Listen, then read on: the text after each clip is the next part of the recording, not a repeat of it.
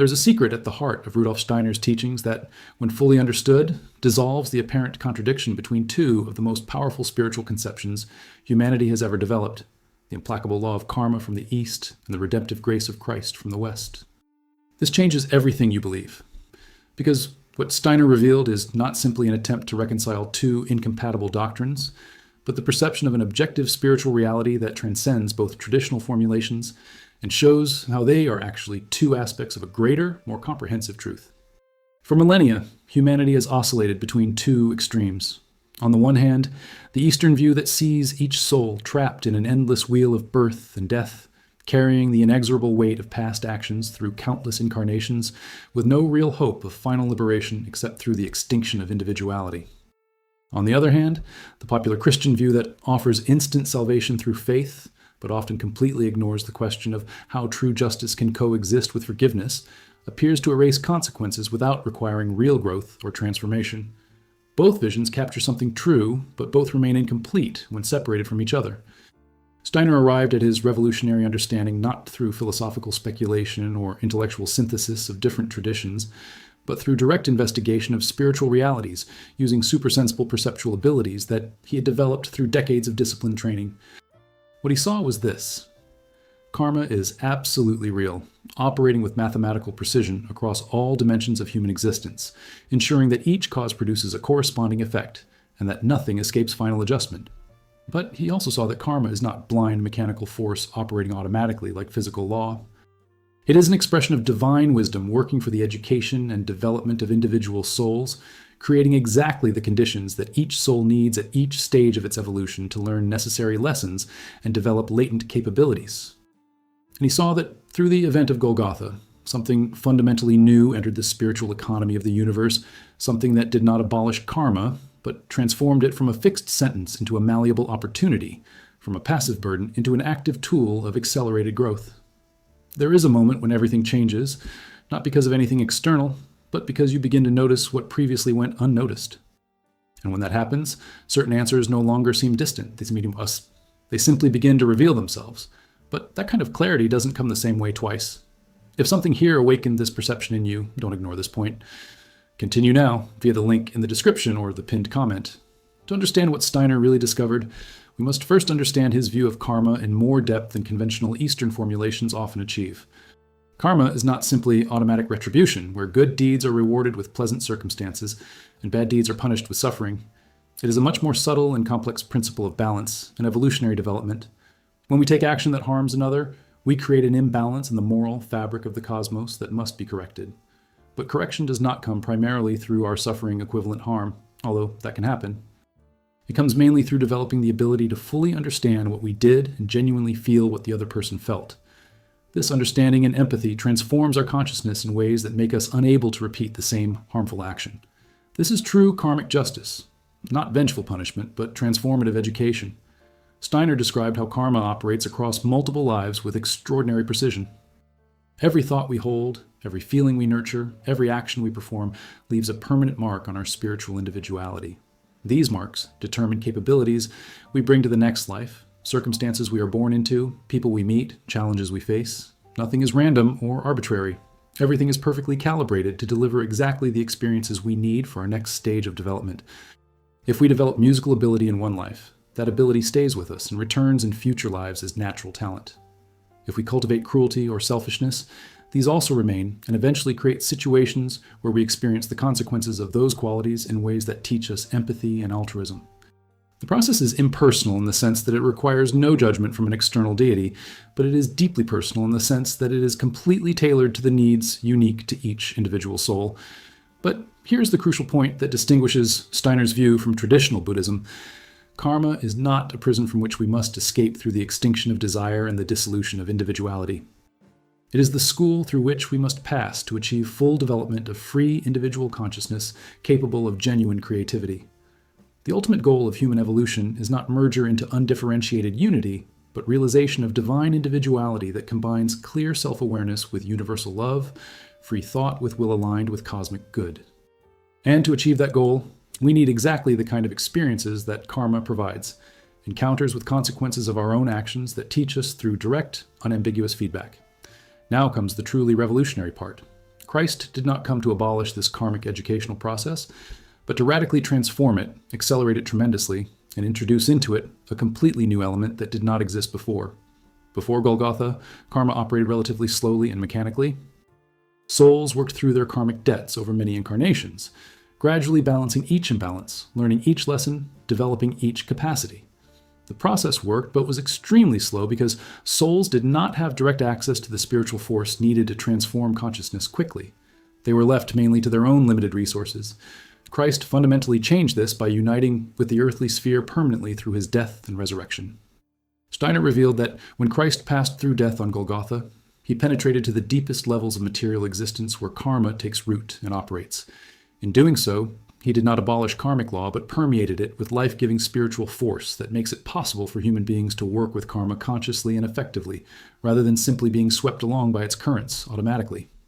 Even more profoundly, Christ demonstrated and made accessible a completely new principle: the possibility of voluntarily assuming consequences of actions we did not commit, of carrying others' burdens out of love, of consciously sacrificing ourselves for the benefit of the development of others. This principle of sacrificial love transcends simple karmic justice without violating it.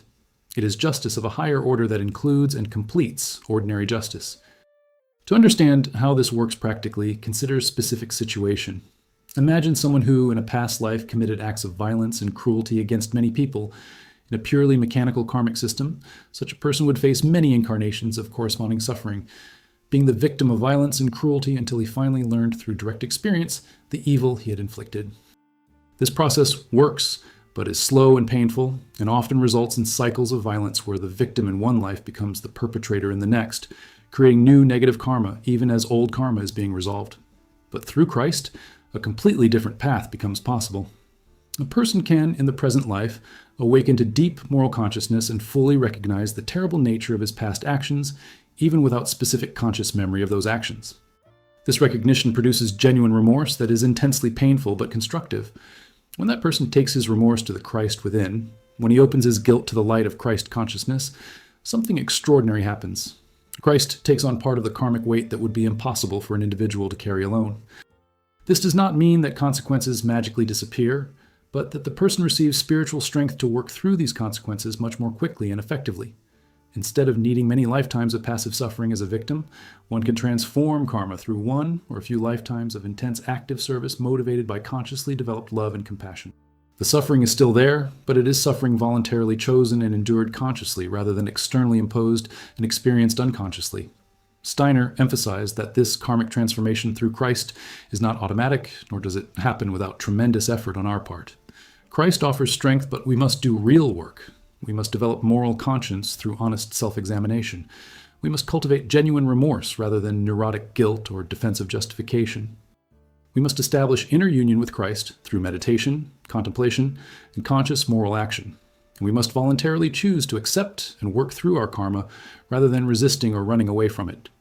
When we do all this, we discover that Christ is present as a constant companion, providing exactly the faith we need, the budget we need when we need it, never more or less than we can use constructively. Another crucial aspect of karmic redemption through Christ concerns the issue of forgiveness.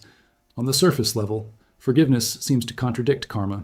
If we forgive someone who has wronged us, doesn't that violate the principle that every action must have consequences? Steiner revealed that true forgiveness does not violate karma, but transforms it. When we genuinely forgive through Christic force, we free a person from the specific karmic debt they owe us, but we do not eliminate the need for them to learn the lesson that the harmful action contained.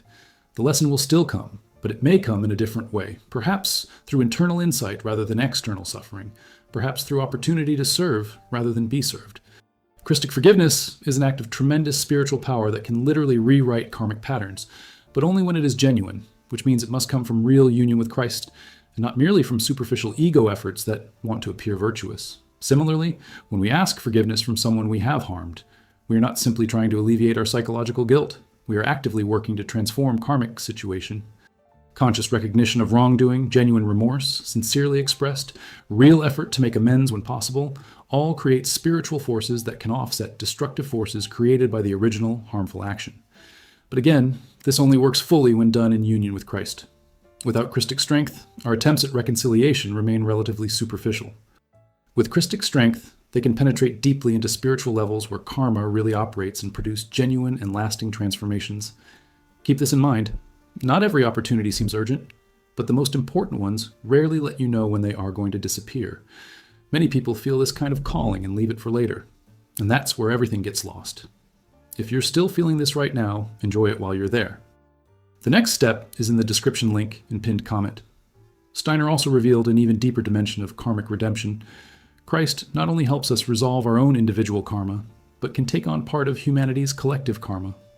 On Golgotha, Christ experienced and absorbed immense weight of humanity's accumulated karma, especially karma associated with human consciousness' progressive separation from the spiritual worlds and descent into dense materiality. Without this sacrifice, humanity would eventually have sunk so deeply into matter that it would have completely lost the ability to reconnect with spiritual origins.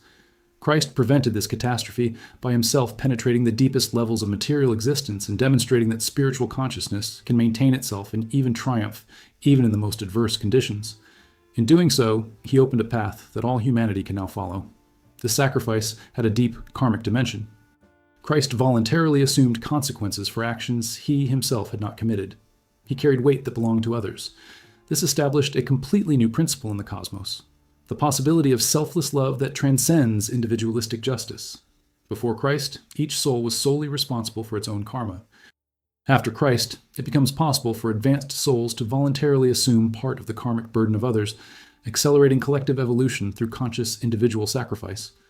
Steiner described how great spiritual teachers and saints often do just that, carrying some of the burden of their students or even entire communities. But he warned that this should only be attempted by those who have achieved high spiritual development, because taking on the karma of others without adequate preparation can destroy the one who attempts to do so. Steiner's understanding of karmic redemption also completely transforms how we view the issue of human suffering. Why do good people suffer while bad people prosper?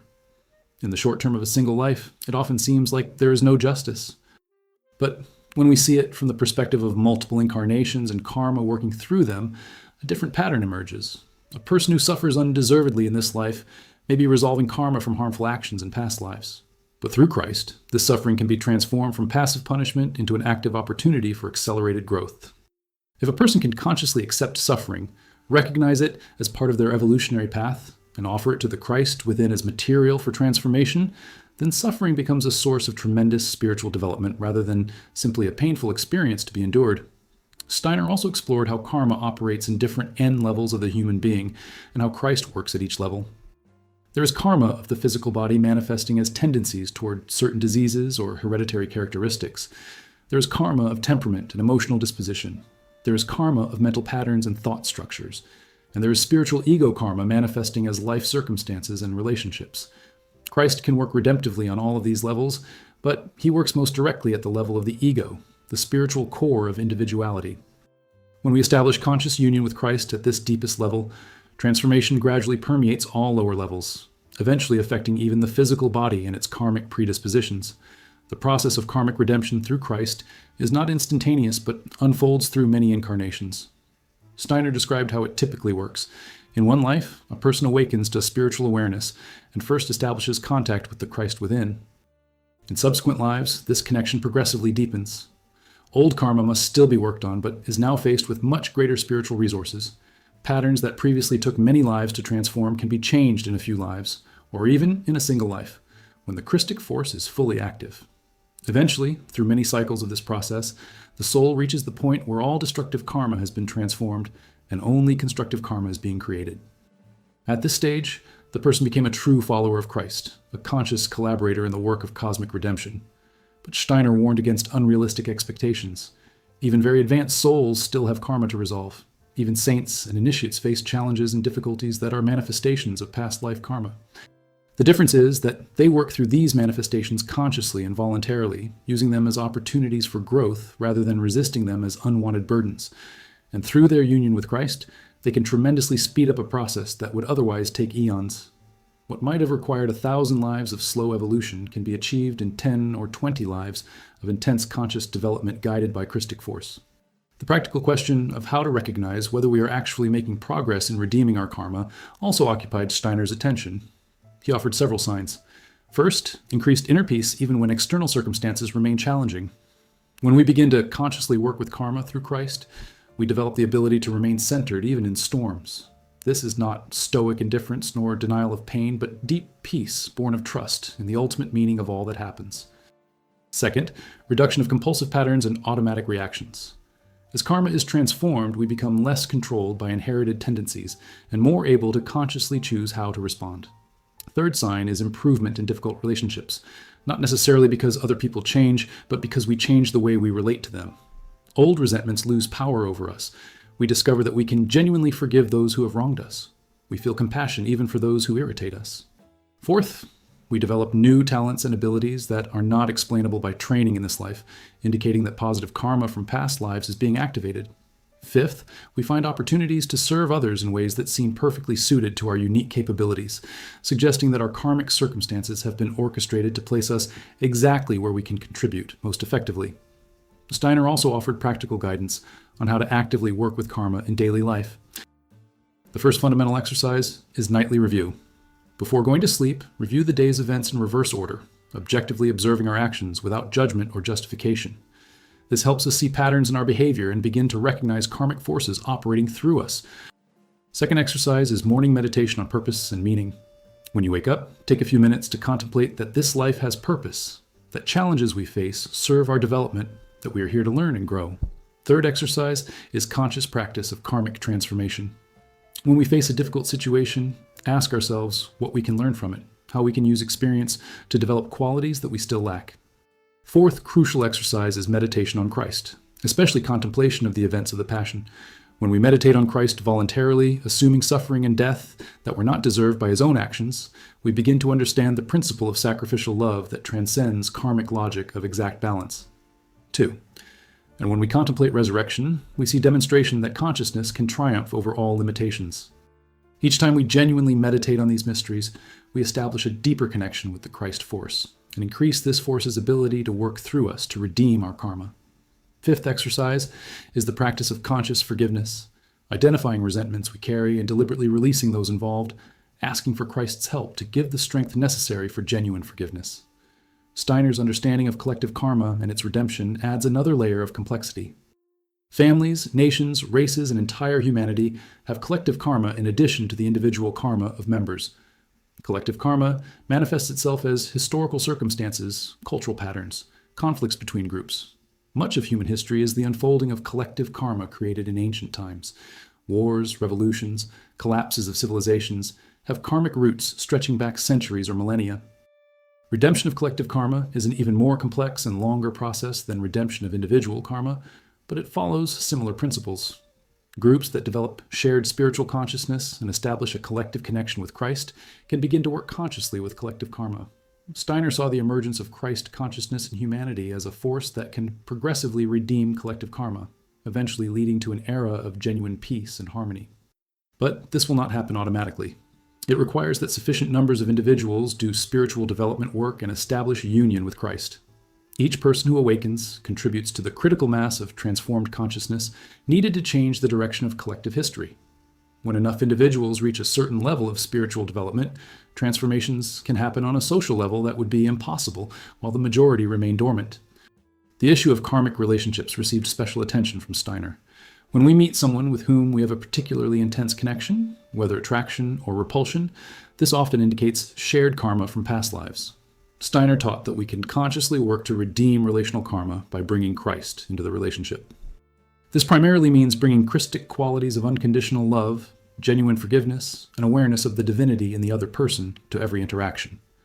When we can see potential Christ in a person who irritates us or obsessively attracts us, we begin to dissolve karmic patterns that trap us in destructive dynamics. Unresolved karmic relationships can span many incarnations, with the same two souls alternating between the roles of perpetrator and victim, lover and rival, creditor and debtor. Only when one or both develop enough Christ consciousness to break the pattern can the cycle end. And when it ends not in hostile rupture but in genuine reconciliation and mutual forgiveness, tremendous amounts of spiritual energy are released that can be used for evolutionary development rather than wasted on repetitive conflict. This is one of the most precious gifts Christ offers, freedom from destructive karmic cycles that would otherwise bind us indefinitely. Steiner's understanding of social justice and collective suffering through a karmic lens also deserves attention. If groups of people experience oppression or injustice, it may have karmic roots in collective actions from past lives. But recognizing this should not lead to the attitude that oppressed people deserve suffering, and therefore we should not help them. On the contrary, working for justice and alleviating suffering is precisely one of the ways in which collective karma can be redeemed. When those who have power voluntarily choose to use it to serve those who suffer rather than exploit further, they are creating Christ force that can transform karmic patterns of oppression. And those who suffer injustice, if they can respond not with hatred and revenge, but with dignity and forgiveness, are also bringing Christic strength that redeems karma. Steiner never suggested passively accepting injustice as an inevitable karmic fate. He encouraged active action to create a more just society, but he insisted that action must be motivated by love and compassion rather than hatred and resentment.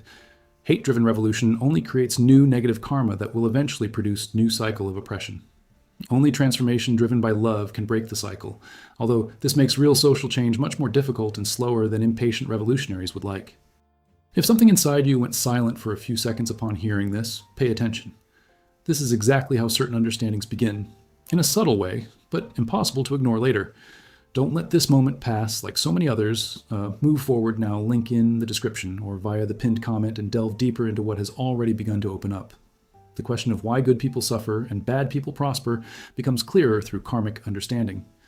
In the short term of a life, it often seems like there is no justice, but viewed through multiple incarnations, a different pattern emerges. A person who suffers undeservedly may be resolving karma from past lives. A person who prospers despite immoral behavior may be spending karmic credit from previous lives, but simultaneously creating debt to be paid in the future. Nothing escapes karmic adjustment eventually. But through Christ, even those with very heavy karma can find a path to redemption that does not require endless cycles of suffering. They can choose to work through karma consciously, through intense service, rather than passively enduring externally imposed suffering. Steiner described specific cases of individuals who had caused tremendous suffering in past lives, but who in their present lives awakened to deep moral awareness and established genuine union with Christ. For such people, it becomes possible to work through much of the extremely heavy karma through lives of heroic service driven by Christic love, rather than many lives of passive suffering. The energy and dedication required are immense, far beyond what most can sustain. But it is possible, demonstrating that redemption is always available no matter how heavy karma is accumulated. Another profound aspect of Steiner's teachings concerns the role of death and life after death in the process of karmic redemption. During the period after death, before the next incarnation, the soul goes through a profound review of the recently ended life, experiencing all its actions from the point of view of those affected by them. This review creates a karmic plan for the next life, determining general circumstances and lessons to be learned. Those who have established union with Christ during earthly life have a very different experience of this process than those without such a connection. Christ accompanies them during review, helping them see more clearly and plan more wisely, and sustaining them through the weight of fully recognizing harm they have caused. During preparation for the next incarnation, those united with Christ can make more conscious choices about how to manifest karma. They can choose circumstances that will allow them to resolve karma more effectively, rather than letting karmic forces operate automatically. They may even collaborate with other souls with whom they have karmic connections to create situations that will benefit mutual development. This conscious karmic planning tremendously accelerates evolution, allowing progress in a few lifetimes that would otherwise take many incarnations. Encounter with Christ may happen for the first time during the post-death period for those who did not experience it during earthly life, but such a posthumous encounter is less conscious and transformative because the soul did not develop necessary cognitive faculties during life. The redemption of karma through Christ is therefore not a single event, but a continuous process extending through many lives. Each lifetime offers new opportunities to resolve old karma and create new, more positive karma. Each period between lives provides an opportunity to review, learn, and plan. And through it all, Christ is present as companion, guide, and source of transformative strength that makes progress possible that would otherwise be impossible. The ultimate goal is not to escape karma, but to transcend it through developing consciousness so pure and so aligned with divine will that our actions create only positive and constructive consequences. Steiner described a state of karmic transcendence as conscious participation in the divine work of creation and redemption. Those who reach this level become collaborators with Christ in the transformation of the cosmos, working not only for their own salvation, but for the evolution of all existence. They still create karma in the sense that actions have lasting consequences, but it is karma of a completely different kind. Not karma of necessity binding in repetitive cycles, but karma of freedom progressively expanding capabilities and spheres of influence. Such karma is not a burden to be borne, but a gift to be celebrated, because each action contributes to the greater work of spiritualization of the universe. For the vast majority of humanity, this state is immensely distant, but everyone is on the path towards it, progressing at their own pace through cycles of incarnation. Some advance quickly, others slowly. Some seem to regress temporarily before making bigger leaps, but no one is lost. The forces that guide cosmic evolution have infinite patience and unlimited resources. Eventually, through time that defies understanding.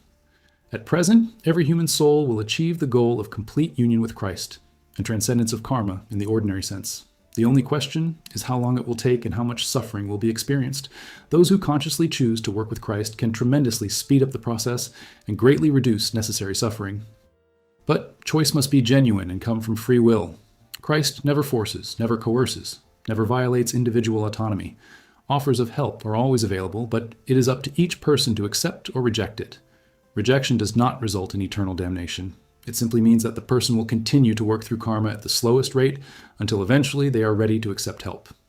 Even then, help comes not as external rescue, but as internal empowerment, strength that allows us to do what was previously impossible on our own. Steiner's vision thus unifies the apparent contradiction between justice and mercy, between law and grace, between merit and gift. Karma is real law operating with precision, ensuring that we experience consequences for everything we create. This is justice. But Christ offers transformative strength that allows us to work through these consequences more effectively and even transmute them in ways that transcend simple justice. That's grace. Together, justice and grace, law and love, karma and Christ create an evolutionary system that is simultaneously perfectly just and infinitely merciful, absolutely rigorous and completely compassionate. Understanding this radically transforms how we view all human experience. Suffering is not arbitrary punishment or cruel testing, but an opportunity for growth and karmic resolution. Joy is not a deserved reward or random luck, but a reflection of positive karma and the opportunity to create more positive karma through gratitude and generosity. Every moment becomes meaningful, every choice becomes important, every action has consequences extending far beyond the immediate present. But we don't have to face this weight alone. Christ walks with us, offering strength, wisdom, and love that make it possible to navigate through karmic complexities with grace and effectiveness. The practical application of these teachings to daily life involves developing a specific attitude toward the circumstances we face. When something difficult happens, instead of reacting with anger or self-pity, we can ask, what lesson is here for me? What aspect of my consciousness needs to grow through this experience? How can I use this to develop qualities I still lack? This attitude does not mean passivity or resignation. We still take appropriate action to change circumstances when possible. But we do so from a place of inner acceptance and seeking understanding, rather than bitter resistance and blind rebellion. And we look to Christ within as a source of strength and wisdom to navigate through challenge constructively. Similarly, when something good happens, rather than simply enjoying pleasure or feeling pride, we can recognize it as the fruit of past efforts, and an opportunity to create more positive karma through gratitude, generosity, and service. Each success becomes not an end in itself, but a platform from which we can reach even higher. Each gift received becomes a responsibility to share with others. Each talent developed becomes a tool to contribute to the greater good. In this way, we consciously work with karma rather than simply being swept along by its currents unconsciously. The practice of meditation on the life and teachings of Christ becomes central to this path of karmic redemption. Not as conventional religious devotion, but as a method of connecting with objective spiritual force that can transform karma. When we contemplate Christ washing the disciples' feet, we see a demonstration of humility and service that transcends ego. When we contemplate Christ in Gethsemane, we see the struggle of willingly accepting suffering that could have been avoided. When we contemplate crucifixion, we see voluntary assuming of consequences of others' actions. When we contemplate resurrection, we see triumph of consciousness over all material and karmic limitations. Each of these contemplations, practiced regularly and deeply, plants seeds in our consciousness that eventually germinate into real capabilities. We gradually begin to incorporate qualities that Christ demonstrated. We become more humble, more capable of serving without seeking recognition. We become more capable of accepting necessary difficulties without bitterness. We become more willing to help others even when it costs us something. And we develop growing faith that consciousness can overcome all obstacles. These are not just superficial psychological changes, but profound spiritual transformations that fundamentally alter our relationship with karma. Steiner also emphasized the importance of community of search engines sharing this path. Although each person must navigate the path individually, we do this more effectively when we have support from others who understand the process. Community can offer encouragement when we get discouraged, mirror truths about ourselves that we cannot see alone, create a shared spiritual energy field that strengthens everyone's efforts. But Steiner warned against excessive dependence on community or teachers. The ultimate goal is complete spiritual autonomy, the ability to stand firm in the truth even when alone. Community and teachers are useful means, but should never become ends in themselves. The question of how karma operates through family generations also received Steiner's attention. Families are not random groupings, but gatherings of souls with karmic connections from past lives. Parents and children often have mutual karmic debts to resolve or mutual lessons to learn. Difficult family dynamics almost always have roots in karma from previous incarnations. But through Christ, entire families can consciously work to redeem collective karma, transforming destructive patterns inherited from past generations. This requires that at least some family members awaken to spiritual awareness and choose to respond to family challenges with love and forgiveness, rather than perpetuating cycles of blame and revenge. Steiner concluded his teachings on karmic redemption on a note of profound hope. However heavy karma may be, however difficult present circumstances may seem, the path to redemption is always available. There is no soul so lost that it cannot be saved. There is no karma so heavy that it cannot be transformed. There is no pattern so ingrained that it cannot be changed. All that is needed is a willingness to open oneself to Christ force, a commitment to do inner transformative work, and the patience to persist through a process that may take a long time, but will inevitably lead to liberation and enlightenment. The universe is structured to support our evolution. Spiritual forces work tirelessly for our benefit, and Christ waits patiently within each of us, ready to reveal himself as soon as we create appropriate inner conditions. This truth about redemption from karma through Christ changes everything we believed about destiny, free will, responsibility, and grace. Free us from the fatalism that sees destiny as fixed, without allowing us to fall into the illusion that we can do whatever we want without consequences. Honor divine justice manifested through karmic law, without holding us in despair under the weight of past mistakes.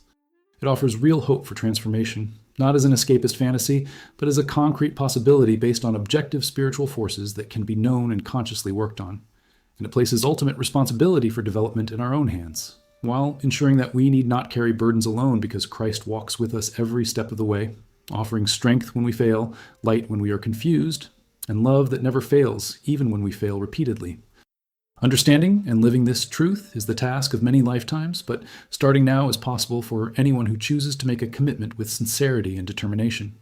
The path is open, truth has been revealed, tools are available, Christ waits within, ready to transform karma into opportunity for accelerated growth. The only question that remains is whether we will have the courage and commitment to walk the path faithfully, knowing that it will demand everything from us, but will also give us everything that really matters. Realization of divine destiny as beings of conscious light, working in partnership with supreme spiritual forces for the redemption and transformation of all existence. This choice that each one must make determines the trajectory of evolution through all future lives until finally reaching the glorious goal of perfect union with Christ in love that transcends all understanding and power that knows no limits. The time to choose is now. The invitation is before us. May we have the wisdom to recognize it and the courage to accept it fully. Steiner's revelation of karmic redemption through Christ represents one of the most important contributions to the spiritual understanding of modern humanity. It offers a bridge between East and West, between ancient wisdom of karma and Christian revelation of grace, between impersonal cosmic law and personal divine love. It shows how these seemingly contradictory elements are actually complementary aspects of a greater truth that includes and transcends them both. For those who can grasp this truth and live by it, a path of spiritual development opens up that is simultaneously rigorously ethical and deeply compassionate, demanding full responsibility for our actions, as while offering unlimited help to transform consequences of those actions. It is a suitable path for modern consciousness that can no longer accept dogmas based on external authority, but also cannot find satisfaction in materialism that denies spiritual reality. It is a path that honors reason and individual freedom while recognizing transcendent dimensions of existence. It is a path that takes suffering seriously without falling into pessimism, that celebrates joy without falling into superficial hedonism, that seeks radical transformation without escaping practical responsibility. It is a path of balance between opposites, of synthesis of polarities, of integration of fragmented aspects of the total truth into a unified vision that does justice to the real complexity of human experience and cosmic destiny. Those who walk this path gradually discover that karma is not an enemy to be defeated, but a teacher to be honored. That Christ is not an external savior to be awaited, but an inner strength to be awakened. That redemption is not a future event to be awaited, but a present process to be lived day after day, choice after choice. Until finally, our entire existence becomes a continuous expression of Christic love working through us to lift everything and everyone we touch toward the light that is the origin and destiny of all conscious life in the universe, manifested through immense eons of cosmic evolution directed by divine wisdom toward the goal of ever greater perfection that never ends, but always reveals new depths and higher heights. To explore through infinite eternities of growth and development. The journey of karmic redemption through Christ has no definitive end within any time horizon we can currently conceive. There will always be greater depths to explore, greater heights to reach, new capabilities to develop. But that shouldn't be discouraging. Instead, it should inspire with recognition that possibilities for growth are literally endless. We will never reach the point where there is nothing left to learn or achieve. There will always be new worlds to discover, new dimensions of being to penetrate, new ways to serve the divine work of cosmic transformation. And on this never-ending journey, Christ walks with us as a constant companion, a trustworthy guide, an inexhaustible source of strength and inspiration. The further we go, the more deeply we experience his presence. The more we purify ourselves, the more clearly we perceive his face. The more we devote ourselves to selfless service, the more completely his will becomes our will. Until finally, in a distant future that we can barely imagine, there will be no more separation between us and him. We will have become fully conscious bearers of Christ consciousness, Christ living and acting through us without hindrance or distortion. This is the ultimate promise of karmic redemption through Christ.